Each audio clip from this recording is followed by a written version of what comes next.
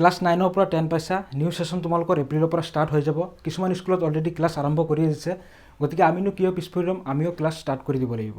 যিসকলে আমাৰ চেনেলত নতুন আহিছে তোমালোকক জনাই দিওঁ আমাৰ চেনেলত ক্লাছ 9 10ৰ গণিত বিষয়টোৰ লগতে উচ্চ গণিত বিষয়ৰো আলোচনা কৰা হয় গতিকে আমাৰ চেনেলটো সাবস্ক্ৰাইব কৰি বেল আইকনটো দবাই দিয়া যাতে নতুন নতুন ভিডিঅ'বোৰ সকলোতকৈ আগত চাব পাৰা যদি ভাবিছা এইবাৰ আমি হাৰ্ড ওয়াৰ্ক কৰিম ক্লাছ 10ৰ ফাইনেল এক্সামত ভাল এটা আশা কৰা মতে মাৰ্ক আনিম তেতিয়াহ'লে মই তোমালোকৰ লগত আছোঁ আজিৰ ক্লাছত আমি ক্লাছ 10ৰ গণিত বিষয়টোৰ সিলেবাছটোৰ বিষয়ে আলোচনা কৰিম এই গণিত বিষয়টোত কি আছে কি নাই তোমালোকে যেহেতু ক্লাছ 10ত নতুনকৈ উঠিছা কেনেকৈ কনসেপ্ট ক্লিয়াৰ কৰিবা কেনেকৈ কোৰ পৰা তোমালোকে প্ৰেক্টিছ কৰিবা এইখিনি বিষয়ে আজিৰ ক্লাছত আলোচনা কৰিম এইখন হৈ গ'ল তোমালোকৰ দশম শ্ৰেণী গণিতৰ কিতাপ আৰু ইয়াত তোমালোকৰ সিলেবাছ কি আছে মই তোমালোকক লিখি দিছোঁ ইয়াত যিখিনি চেপ্টাৰ আছে ইয়াত টোটাল চেপ্টাৰ আছে 15টা আৰু যেটো আমাৰ পুনৰ আলোচনা এই চেপ্টাৰটো লৈ কেইটা হ'ব 16টা চেপ্টাৰ ইয়াত কি চেপ্টাৰ আছে মই তোমালোকক এবাৰ কৈ দি আছোঁ আৰু কিছুমান চেপ্টাৰৰ বিষয়ে তোমালোকে অলপ ধাৰণা ক্লাছ 9তো পাই আহিছা সো পুনৰ আলোচনা যেটো আমাৰ ৰিভিজন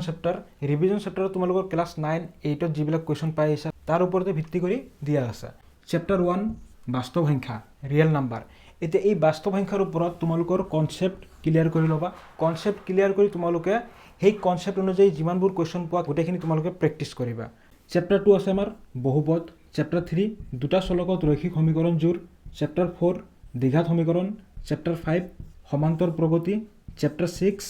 ত্ৰিভুজ চেপ্টাৰ 7 স্থানাংক জ্যামিতি চেপ্টাৰ 8 ত্ৰিকোণমিতিৰ পৰিচয় চেপ্টাৰ 9 ত্ৰিকোণমিতিৰ কিছুমান প্ৰয়োগ চেপ্টাৰ 10 কি আছে বৃত্ত চেপ্টাৰ 11 অঙ্কন চেপ্টাৰ 12 বৃত্ত সম্বন্ধীয় কালি চেপ্টাৰ 13 পৃষ্ঠকালি আৰু আয়তন চেপ্টাৰ 14 পৰিসংখ্যা চেপ্টাৰ 15 সম্ভাৱিতা তোমালোকে জানা এতিয়া তোমালোকৰ কোৱেশ্চনবিলাক কি হয় কনসেপ্ট বেস কোৱেশ্চন আহে কিছুমান কিতাপৰ পৰা ডাইৰেক্টলি কমন পৰে আৰু কিছুমান কোৱেশ্চন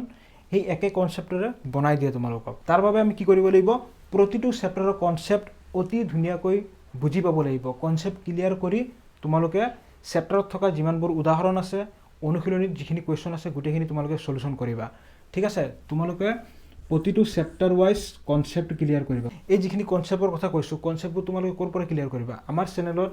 প্লেলিষ্টত যাবা তোমালোকে প্লেলিষ্টত গলে তোমালোকে দেখা পাবা ক্লাছ 10 ম্যাথছ চেপ্টাৰ ওয়াইজ প্ৰতিটো চেপ্টাৰৰ প্লেলিষ্ট বনাই দিয়া আছে অনুশীলনীত থকা কোৱেশ্চনবোৰ আৰু উদাহৰণৰ কোৱেশ্চনবোৰ সমাধান কৰি দিয়া হৈছে তোমালোকক অনুশীলনীৰ কোৱেশ্চন সমাধান কৰাৰ আগতে মই তোমালোকক এটা প্ৰথমতে আৰম্ভণি ভিডিঅ' দিওঁ আৰম্ভণি ভিডিঅ'টিত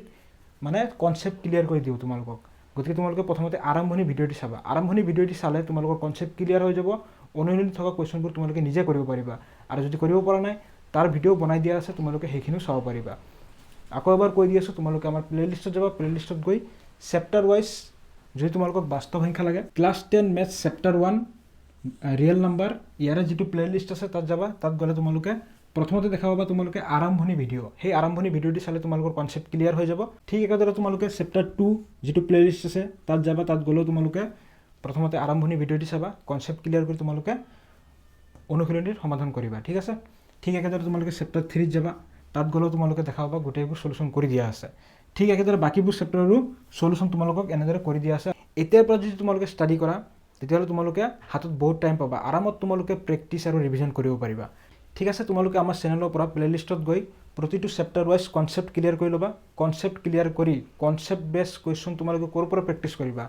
চোৱা কনসেপ্ট ক্লিয়াৰ হৈ গ'ল 2025-26 বৰ্ষৰ বাবে ক্লাছ 10ৰ যিসকল ষ্টুডেণ্ট আছে তোমালোকৰ বাবে মই এটা প্ৰেক্টিছ সেট লৈ আহিছোঁ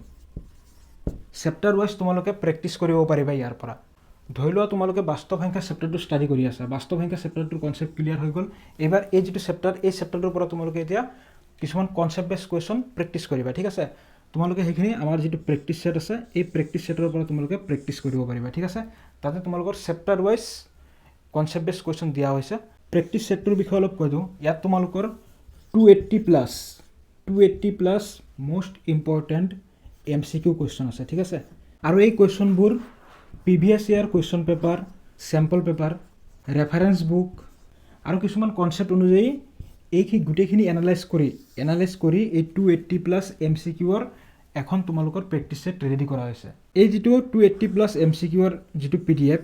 এই PDF টোৰ লগতে তোমালোকৰ সলিউশনৰ PDF এখনো দিয়া হ'ব মানে দুখন PDF থাকিব এইখিনিৰ বাবে বহুখিনি এনালাইজ কৰিব লগা হৈছে সময় দিয়া হৈছে গতিকে প্ৰেক্টিছ সেটটোৰ বাবে এটা প্ৰাইস ৰখা হৈছে 69 rupees ঠিক আছে 69 rupees যেহেতু এবাৰ এপ্ৰিলৰ পৰা নিউ সেশন ষ্টাৰ্ট হ'ব গতিকে এপ্ৰিলৰ 7 তাৰিখলৈকে এপ্ৰিলৰ প্ৰথম সপ্তাহ 7 তাৰিখলৈকে প্ৰাইচটো কমাই দিয়া হৈছে 49 ৰুপিজ। 7 তাৰিখৰ পিছত তোমালোকৰ আকৌ 69 ৰুপিজ হৈ যাব। গতিকে গণিতত তোমালোকে ভাল মাৰ্ক আনিবলৈ হ'লে, আশা কৰা মতে মাৰ্ক আনিবলৈ হ'লে তোমালোকে কনচেপ্ট ক্লিয়াৰ কৰিব লাগিব, খুব প্ৰেক্টিচ কৰিব লাগিব আৰু লগতে তোমালোকে ৰিভিজন কৰিব লাগিব। গতিকে যিসকলে প্ৰেক্টিচ ছেটটো ল'ব বিচাৰিছা, এই যিটো QR কোড দেখা পাইছা ইয়াত তোমালোকে পে'মেণ্ট কৰি পে'মেণ্ট ৰিচিপ্টটো মোক তোমালোকে হোৱাটছএপত পঠাই দিবা আৰু ক'বা যে ছাৰ প্ৰেক্টিচ ছেটটো লাগে, মই তোমালোকক প্ৰেক্টিচ ছেট লগতে সলিউশ্যনৰ PDF টো দি দিম। হোৱাটছএপ নম্বৰটো লিখি লোৱা 6901565623। ক্লাছ 9ত তোমালোকে যিদৰে আমাৰ চেনেলৰ পৰা ক্লাছবোৰ কৰিছা, ঠিক একেদৰে ক্লাছ 10তো প্ৰতিটো চেপ্টাৰ ৱাইজ সকলোখিনি সলিউশ্যন কনচেপ্ট সহকাৰে বুজাই দিয়া আছে। তোমালোকে আমাৰ প্লেলিষ্টত গৈ চেপ্টাৰ ৱাইজ কনচেপ্ট ক্লিয়াৰ কৰি লোৱা আৰু আমাৰ যিটো প্ৰেক্টিচ ছেট আছে প্ৰেক্টিচ ছেটটো লৈ লোৱা, প্ৰেক্টিচ কৰি যোৱা আৰু ৰিভিজন কৰি যোৱা এইখিনি, ঠিক আছে। গতিকে ক্লাছ 10ত তোমালোকৰ এইখিনি চেপ্টাৰ আছে। এতিয়া যোৱা বছৰ ইয়াৰ পৰা কিছুমান চেপ্টাৰ অমিট কৰা হৈছিল, মানে তোমালোকৰ ৰিভাইজ চিলেবাছ দিয়া হৈছিল, তাত তোমালোকৰ চেপ্টাৰ 9টো অহা নাছিল আৰু এই চেপ্টাৰবিলাকৰ পৰাও কিছুমান এক্সাৰচাইজ অমিট কৰি দিয়া হৈছিল। যদি এইবাৰো তোমালোকক ৰিভাইজ চিলেবাছ দিয়ে, কি চেপ্টাৰ তোমালোকক লাগিব, কি চেপ্টাৰ তোমালোকক নালাগে, কি এক্সাৰচাইজ তোমালোকৰ অমিট কৰি দিয়া হৈছে, গোটেইখিনি তোমালোকক জনাই দিম, ঠিক আছে। অফিচিয়েল ৱেবছাইটত নটিফিকেশ্যন সদায় চাই থকা নহয়। গতিকে ৰিভাইজ চিলেবাছটো যদি তোমালোকে মোৰ আগতে গম পোৱা, তেতিয়াহ'লে মোক তোমালোকে এই যিটো হোৱাটছআপ নম্বৰ দেখা পাইছা ইয়াত তোমালোকে মোক জনাই দিবা, ঠিক আছে। ছাৰ ৰিভাইজ চিলেবাছটো আহিছে, অলপ বুজাই দিয়ক। আৰু যদি ৰিভাইজ চিলেবাছ নাহে তেতিয়াহ'লে তোমালোকে এই গোটেইখিনি পঢ়িব লাগিব।